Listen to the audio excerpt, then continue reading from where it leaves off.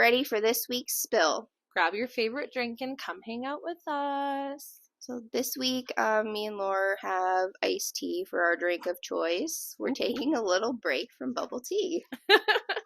Switching it up. We don't want bubble guts. Yeah. Okay, quick little first sip. Tea-ish. Yeah. Tea adjacent. It's good. So for this episode, we're going to be talking a little bit about a condition that me and Lauren suffer with, and I'm assuming a lot of you guys do as well. It is called PCOS, and it stands for Polycystic Ovarian Syndrome. If you guys don't know, really what that is, it's more popular now and getting, brought up to surface for, social media, and more doctors are aware of it. TikTok a lot, too. Yeah, TikTok for sure, blew it up. So for me, I found out a little bit sooner than Laura did, so I'm gonna kind of dive into, the start of mine, and then Laura will touch on hers. So from a super young age, literally my entire life, I grew up, always, a little chunky. The best soup. Yeah, grew up chunky soup. And I want to say, from, I don't know, maybe age 6 onward, I would get blood work done, and it would always come back fine. I would get, my thyroid checked. It would always come back fine. And even, this might be TMI, but, PAPs, when you're older, we have to get PAPs, obviously. Yeah. And I've never had one come back, not normal, so I just never really knew, what was wrong and why I wasn't losing weight like everybody else could. Did you have other symptoms that, bothered you that kind of made you think something was wrong, or was it just, the weight? When I was younger, not so much, but now I look back and I'm thinking, snacking was a big, part of growing up. I always, wanted snacks. Yeah. And whatever. And then when I got older, I went on birth control in high school, and that masks the symptoms. So before that, I did a diet in grade 8, which is really sad. That's terrible. You should not be dieting at such a young age, but I did, and that I did lose weight, but again, not as much as I should have as a normal person in the amount of time that I did it. And then switching into high school, got on birth control, and then I was I wouldn't say I was huge in high school. I mean, bigger than my friend group, but not anything to really worry about. But then again, when you're on birth control, your hormones are getting regulated by a pill. So I guess just before you keep going, do you want to just explain, because even me, I don't really fully understand what actually is PCOS. So the majority of it is a hormonal imbalance. For me, I have higher testosterone levels or androgen levels, insulin resistance, and I'll dive into a little bit more of that. So basically, it is a hormone imbalance. Sometimes it's genetic, sometimes it's not, and more so, people are finding out about it now because we're talking about, the symptoms that we have, and people are oh, I have those and whatever, so they go and get checked. But on that, you do need a certain blood work and certain testing to actually find out if you have it or not, because most of the times doctors won't do a hormonal check for blood work, and you need that, or else it's not going to tell you anything, which is why I went how long without knowing. And I started noticing my symptoms when I went off birth control. So I was 19 or 20 when I went off. And I want to say it took a while to notice my first symptoms or whatever. And the first thing I noticed was rapid weight gain. And I was okay, this is not normal. And that started after you got off the pill, yeah. The pill, okay. And then a couple other things, my periods were super irregular. Which is something I feel is pretty common on its own. So that wouldn't give anyone necessarily a red flag to go get it checked right away, right? Yeah, if you're on the pill, I mean, your periods are regulated anyway, so there again, I didn't know. Yeah. But before I went on the pill, like they were again like irregular, which is like one of the main reasons I did go on the pill. To regulate. Yeah. Yeah, that makes sense. So yeah, I noticed that, and like they were really bad. I don't want to get too much into it, but like heavier than normal and like whatever. And they would start and then end, and then start and end, and I want to say like on and off, and then or they would be long, like a month long. I was like, okay, like this is not okay. This is not normal. And then started noticing like other things. So I went to my doctor, and like before I went there, I did like my own research kind of and had an idea like, okay, this is probably what I have. Yeah. So I ended up making a doctor's appointment, going in and basically telling like all my symptoms to him. And at this time, again, like PCOS was not really talked about. And I had to like physically lay out everything that I had wrong with me. So hair loss is a symptom. Hair in extra places that women usually don't have hair, like their chin or upper lip. Yeah, upper lip or sometimes the chest and lower back and whatever. And my periods, I brought that up. The hair loss thing though was like a huge one for me because I've always like had love for my hair. Like that's something that I was so serious about like my entire life, and seeing it fall out and like not as thick anymore, and like it gets you depressed for sure. And then even then he didn't really know like if he wanted to diagnose me with that or not. That's so weird to me. Yeah. Because eventually I'll go into how I got diagnosed with it, but it seems like so much easier than your situation with it was. Yeah, I don't know if it's just like because he was a guy and he just doesn't know like about that stuff or like what, but basically threw me back on the pill. I didn't end up taking it. He gave me a prescription for it. Didn't end up taking it because that like fucked my hormones even more than they were before. Oh. And so like after you get off birth control, your body's trying to fight and like regulate those hormones, and it just doesn't work. Not in my situation anyways. And then after that, another thing that he mentioned was like the Mediterranean diet, which, okay, like a lot of that stuff is good for PCOS. Definitely, I'll give him credit on that. But again, like it's really hard for somebody to diet with PCOS because we can't eat like all of the same things that a lot of people can because one, like carbs, yeah, they're good for you, but if we have too much of them, it's not good. What is the Mediterranean diet? It's like fish and like beans and veggies and like, yeah. I think that's one of the first things you sent over to me to try. And like it is stuff that, yeah, you can eat day to day. It's just hard to stick to that one thing, that one section of foods.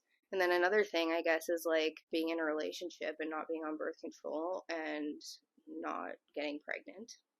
Yeah. So you do, well, most people when you get diagnosed, like your doctor will send you for like an internal ultrasound to see if you have cysts on your ovaries. Some people with PCOS don't have cysts, they just have every other symptom. So that's another thing, like not everybody is the same. Yeah, definitely. That's something I think I've noticed too. Yeah, after getting like everything confirmed, I started doing a lot more research and gaining like knowledge to do it myself because again, like my doctor really didn't help. So I started like searching on social media because it started to blow up. And this is like years down the line already. This is the past, I want to say like 3 years that I've really started to like dig in to like figure my stuff out. Yeah. And PCOS isn't curable, like it doesn't go away, but you can like help your symptoms. Manageable. Yeah. For losing weight, they say to do like slow weighted workouts or like Pilates, yoga, walking, swimming, like those things are really good because it doesn't like spike anything. Yeah. And like certain vitamins. So like I take a crap ton of vitamins a day, like a lot. Omegas, iron, because again I take my iron because I'm anemic as well, which I don't know if that's related to PCOS or not. And then zinc, magnesium, B12. Yeah, I take a B50 complex. Yeah, vitamin C. And then another one is berberine, which is like a natural supplement, kind of similar to metformin, and it's used for insulin resistance. And that actually helped me drop like a crap ton of weight recently. Yeah. That one I think is one of the ones that you cannot take with certain antidepressants, though, right? But you can take inositol. Okay, because yeah, the berberine that's why I couldn't take it, because I'm on 2 different antidepressants that can't mix with it. So that's good for people to know too. And that's another thing, like PCOS is a very big reason to anxiety, depression, the hair loss, the weight gain, infertility, like the list just goes on, and it's really crappy that so many women have this, and it just is never talked about until recently. Well, and there's so many symptoms in there too that wouldn't raise alarms, like things like breakouts, or usually on the chin. Yeah. Or dry skin even, or like just fatigue. Like, you know how many different things you can get fatigue from? And like people don't make the connection, because like why would you ever? Yeah. There's a million other things that could be before that, but fatigue was a bad one for me too. And then I will say, once I started taking like the proper vitamins, and I know people will say, oh, why don't you just take like a multivitamin? But it's not that easy, because with PCOS, not everybody needs the same like amount, I guess. Yeah, I think that's something you would really have to, like you did, research and figure out what your own body needs. And that's why I think getting the specific vitamins instead of just like a generalized one is better, because like you also said, you're anemic. So like for me, I wouldn't need the extra iron because I'm not anemic, but for you, that's something that you did need. And then after I started like finding stuff out and started doing like slow weighted workouts and eating better and taking the vitamins and like actually caring about the condition, I did start to feel better for sure. Like my tiredness throughout the day, I used to crash, I want to say like 2 or 3 times during the day. My energy would just drop significantly, and I get that now because I kind of fell off. That's another thing. The cravings are so bad with PCOS. So bad. And so, I did. I kind of fell off recently, but I mean, it's not too late to start again. No, and like when you were at the peak, I think, of all that, I noticed a huge difference in you. Yeah, like I gained some weight back, but not much. Like what did I drop? Like 46 pounds or something, and I think I gained 10 pounds back. Which, whatever, it's not hard to lose again. Like, it is, but it isn't, like, speaking. Pretty freaking impressive, though. And, like, it wasn't a very long time, either. Like, you 3.5 months, I think. Yeah, you were just consistent. That's really all it was. Consistency. And that was, like, just walks and home workouts and better eating. So, like, it is possible to lose weight with PCOS, and I don't want people to get, like, discouraged for that, because it is possible, and I've done it. But it's just the fact that, like, you have so many things that you have to like worry about or like deal with on a day-to-day basis that sucks. It's hard. It really is. Yeah, and then when I found out that you had it, it like put a comfort on like me knowing, okay, like I know somebody else that has it. It was like a sad thing to bond over, because I'd already heard you tell me about it for 3 years at that point. Long time, yeah, and I had talked to you about it and like listened to how you were struggling with it, and like trying to sympathize with you as best as I could, but obviously without experiencing it, I could only say and feel and understand so much. So then years later, for it to be like, oh, same. Yeah, and that's the thing, like not everybody also grows up with it. Like, you found out in your late 20s, and a lot of people do. Yeah, that's what I looked at, actually, is that a lot of people are diagnosed late or mid-20s and on. Yeah. But it definitely, obviously can be something you struggle with much younger than that. I think the biggest struggle for me is obviously the weight gain, because that sucks. And, like, okay, love yourself. And I do. Like, I don't beat myself up over that, but that and the hair loss has been like the 2 biggest things, because you can get laser hair removal, which I do everywhere else that I need to. That's like embarrassing or like whatever because of it, but the hair loss is like a kicker. Yeah, I think that's probably one of the worst ones for me too. Yeah, is the hair loss, especially because both of us grew up having like long, thick, curly, like beautiful hair. Not that it's not anymore, but like long, beautiful, thick, curly hair. And I know both of us now, like, you get out of the shower and brush it and you're pulling chunks. Like, I'll have to, like, pull hair out of my fingers every time I shower, every time I brush it. And yeah, like, even just like grabbing your ponytail and feeling how like small and thin it is now, like, I notice it more when I'm like straightening my hair. Yeah, me too, straightening it. And then you go and like feel your hair after it's straightened. It's like, I have no hair. Yeah. And it's weird because it's not like, for you, I don't notice it on you. Like, your hair still to me looks like really long and thick and beautiful. But I know. Yeah, see, I don't notice it on you either, though. That's what I mean, though. So, like, it doesn't maybe look like it to other people, but, like, it's a very big struggle. Yeah. Yeah. Okay, I guess if I go back to when I got diagnosed with it, like I said, this was already after knowing quite a bit about it from you. I think I've mentioned this before. I don't pay very close attention to my own body. Like, I'm not very aware of my own symptoms and cycles and all that stuff. I was always very irregular. More recently, it got worse, obviously.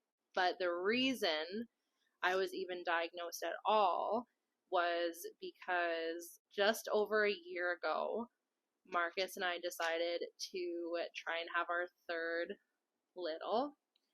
And obviously, like, I've had two with no issues. And it was taking us a really long time, which was not normal for me. So I went to my family doctor and I asked for just like some kind of workup just to see what was going on. And like you were saying, they did send me for like an internal ultrasound and blood work. And then I remember getting the phone call saying, like, yeah, you've got a diagnosis. It's PCOS. And I don't know why it felt so dramatic, but like as soon as I found out, I just remember like sinking onto the floor bawling because I wasn't, like, I knew enough from you, but I wasn't like fully informed. And immediately I was like, boom, that means no more kids. And I mean, like, it's obviously possible, but you'd have to jump through a lot of hoops, I think. Yeah, it is possible, and there's like so many stories of women getting pregnant with PCOS. You are like a higher risk, but you can still get pregnant. It just, your ovulation has to line up, and like, that's another thing. If you are serious about like kids and wanting kids and getting pregnant, you have to just be extra careful and like watch all of that stuff, your cycles, your ovulation, like everything. Well, and that too, that's what I was doing. Like, I had ovulation tests. I would test probably every day, if not twice a day. Um, and then I also took like constant pregnancy tests too. Which is sad on its own. It is sad. That was, I remember talking about that with you. That was probably one of the hardest parts, is like getting negative every single day, every single week. And like, I'm not going to say actively anymore because it's been over a year now and like we still have not been able to have another baby. But like, we're not trying.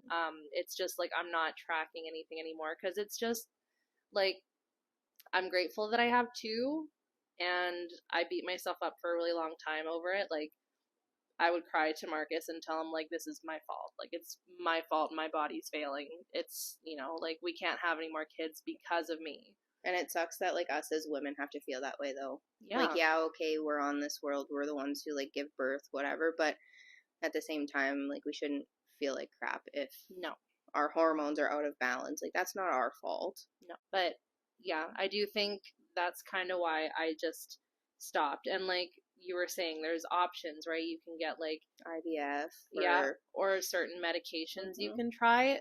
But I think we kind of just agreed, like, we have two. I'm not taking extraordinary measures. If it happens, it happens, but I don't think it will. I think it's, I don't know, like you were saying, everybody's is different. And maybe fertility is like something that is different levels for different people with it. Like maybe I have a really shitty chance at being fertile with it, you know? But Yeah. either way, that's how I found out. It was like a kick in the ass. Oh, can't have kids because of this. And see, for the longest time, like, I grew up, like, wanting kids and talking about, like, having kids and being a mom. And after I found out, like, why I was not getting pregnant when technically I, like, should have been, I guess, I just kind of, I don't know, I'm at the point now, if it ever happens, great. If it doesn't, great, basically. Like, it is what it is. It's part of me, and which is, I think, like the healthiest understanding you can come to, which is kind of, I guess, now where I'm at too, right? Like, there's nothing else we can do about it. There's options if you ever wanted them. I don't want them, but they're still out there. Yeah. But yeah, it's a good point just to accept it, I guess, as it is. Because, like, working yourself up over it. And there are days I literally will cry, like, randomly, especially when I'm brushing my hair. There's been so many mornings or evenings, like, you sit there in the bathroom brushing your hair, and you look in the sink, and there's literally hair everywhere. Or, like, pulling clumps of hair out of a brush after. Yeah. It's just sad. Like, I can make a wig, honestly. Well, yeah. We might as well save it, make a wig for ourselves. It's all out. Yeah, for ourselves. But no, honestly, if you guys are, like, experiencing any of these, I think it would be worth a shot to, like, go and ask for a hormonal blood work. You need to make sure that you ask for that, or else they're just going to do a regular blood work, and it's not going to show the levels that you need to see on anything. Yeah, so I think when I got my blood work back, you asked to see it, and I think you were looking for my androgen levels. And there's 2 different things that you need to look for your thyroid as well, and your testosterone levels, your sugars, because PCOS, like, can lead to type 2 diabetes. But again, like, that's why a lot of doctors will prescribe, like, metformin, and now berbeриne's a thing, or inositol. You just have to make sure that it's a certain ratio, because I think it's 40-1 or something for inositol, which is what our bodies, like, normally produce. But yeah, definitely worth getting stuff checked out if you are curious or having infertility issues or depression, anxiety, hair loss, hair growth in weird spots, weight gain, usually in your midsection, your face. PCOS causes moon face, where you get puffy. Take your vitamins. It is. Like, it's just a depressing, like, disease. Honestly. It is. You think about, like, I don't want to sound superficial, but, like, people's biggest fears are, like, oh, losing your long hair, gaining weight, breaking out all over your face, getting a beard or a mustache. Like, obviously not fully, but yeah, you know what I mean? And, like, skin drying out, not being able to have kids. Like, it's just, for me, it feels like all my biggest fears put into a disease. Yeah, literally. And that's fucking shitty. Yeah. And it's scary. It is. It sucks for sure. But at the same time, like, we're both living our best lives right now, and we're doing fine. And yeah, okay, we have some issues, but it's just part of our life now, I guess. Do you notice a lot of mood stuff with yourself? Like, yeah, I have mood swings for sure. Yeah. Lately they've been, like, pretty good. Yeah. Like, I'm pretty good at, like, controlling them now, I guess. Another thing, I guess, that it does cause as well is dark spots on your skin. Usually your armpits, your inner thighs, the back of your neck.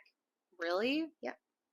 Okay, so then maybe there's one I don't think I've noticed, at least. My armpits used to be, like, darker. I can't remember the name of what it's called, but now, since I started taking my vitamins and, like, I lost the weight or whatever, that, like, is faded a little bit. So that's another symptom that also comes with this.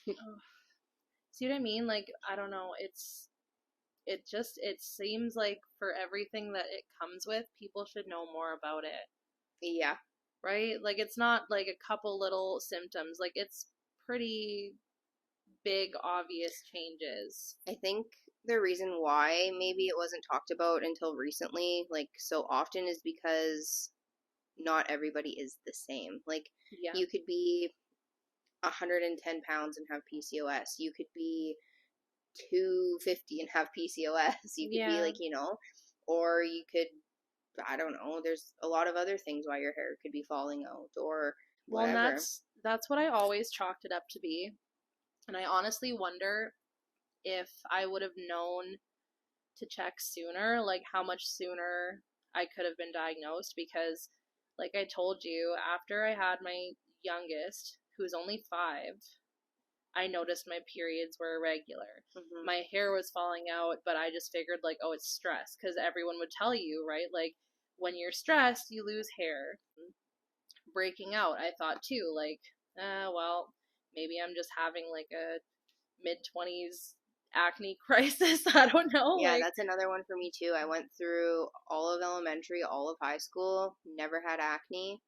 And yeah, since I found out, I get like, I won't say acne because I don't have that, but I will get like the odd like pimple on my chin for sure. I get a lot of breakouts, like quite a few. But you just, like, that's the thing I think people should take from this, if anything, is like, don't undersell your symptoms. Like, if when something's wrong, right? Mm-hmm. Even the fatigue for me, like, I was exhausted all the time, and I was like, oh, it's just because I'm a mom, just because I'm doing a lot in a day. And like the weight gain too, I'm like, well, I'm home with the kids all the time, so like, whatever. You can overlook so many things, but you just have to know when something's wrong with your body. Yeah, at the end of the day, you just need to take care of yourself and work from there and get it figured out, because the sooner you get diagnosed, the better your chances are of like figuring out what works for you. And it is a lot of trial and error. Yeah. Well, and I'm very grateful that I'm not grateful that you have it, but I'm grateful that you've had it long enough to have done so much research. Like, Cass is so informed and like has researched so many hours and days and years, and like probably one of the most educated people on this topic that I know, at least. So I was really grateful that I had you like immediately to help me kind of like cope and manage through it. And you had tips right off the bat, like, try this, this, do this, But like, that's the thing, if doctors won't do it for you, like, you have to do it for yourself, which sucks, and it shouldn't be that way, but like anything else, you have to advocate for yourself. And I wonder if now that it's kind of been blowing up, if people are going to be more like available in diagnosing it. Like, I do have a family member since getting diagnosed myself, who kind of like, I talked to her about what I was experiencing, and she was able to go get a diagnosis pretty quickly too. Yeah. And then same thing that you did for me, I'm now hoping I can do for her. Mm-hmm. But it does seem like people are able to see the symptoms faster because it's being talked about. Yeah, it's way more available for people to learn about it. Like, it's all over social media now. PCOS, endometriosis. I won't get into that because I don't have endo, but again, it's another crappy symptom or condition that women have to deal with. And yeah. So I really hope that this like sheds some light for you guys. And again, if you guys are experiencing like any of this stuff, please go and get a diagnosis, and we're here for you. Yeah, and if you have questions or you need anything or you just want to chat about it, like, I say both, but Cass particularly, like, she's got all the knowledge. Honestly, if you need someone to talk to about this, she's the one. And I'm always here. My DMs are open. But yeah, that's our little bonding diagnosis that we share. But us and a lot of other people. So, I mean, we're not alone either. That's true. And I'm sure, like, of all the people listening, I wouldn't even want to guess how many probably diagnosed or undiagnosed have PCOS too. Yeah, definitely. There's going to be a few for sure that listen to this that don't know, or if they already do have it, hopefully they find comfort knowing that, yeah, somebody else out there does that is close to them or whatever. Yeah. But yeah, you guys, I hope you enjoyed that little snippet of our PCOS journey and our day-to-day lives. Yeah, and I think we'll probably go into one more heavy-hitting episode next week, and then we'll have some fun. Yeah. We'll stop with the darkness for a few episodes here. Go back to some fun stuff. Yeah. But yeah, make sure you like, share, comment, follow, whatever the fuck else you want to do. And we'll see you guys in the next episode. XOXO, go sip girls.